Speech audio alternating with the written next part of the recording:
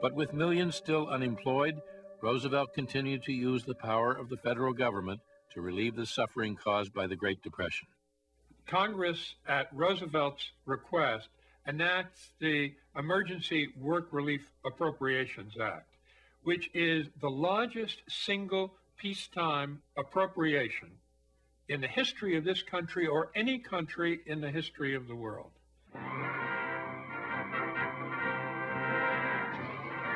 New York City, federal jobs for thousands at the rate of 100 a minute, while all over the nation, work progress administrators are hurrying to transfer millions of idle from relief rolls to work payroll.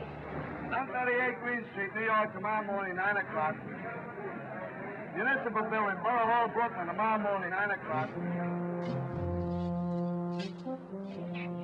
$5 billion went to the Works Progress Administration, the WPA.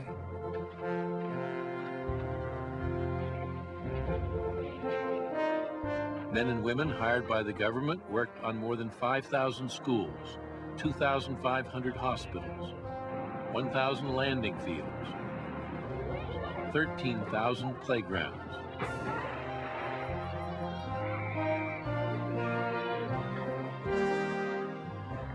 Even artists went to work for the WPA.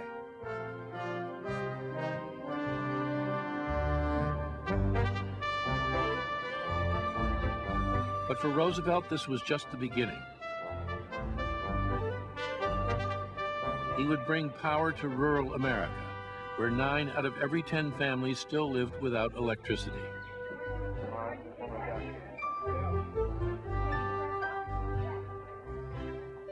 For millions of Americans, impoverished children, the unemployed, the elderly with no savings, the disabled, he offered the Social Security Act. He sold it as an insurance policy for everyone, but the poor, Roosevelt was saying, had rights too. The great tradition in the United States had been private charity, community charity. Families take care of their own, and so the notion that somehow the government would take care of the poor or the unemployed or the old, this is something that was just not part of our tradition. We didn't know of it. This Social Security measure gives at least some protection to 30 million of our citizens who will reap direct benefits through unemployment compensation, through old age pensions, and through increased services for the protection of children and the prevention of ill health.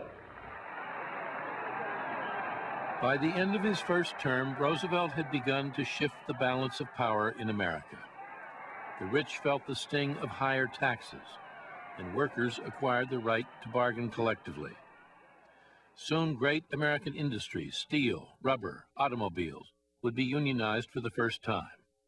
And the men FDR grew up with, who went to Groton and Harvard, have begun to say, that man in the White House has gone too far.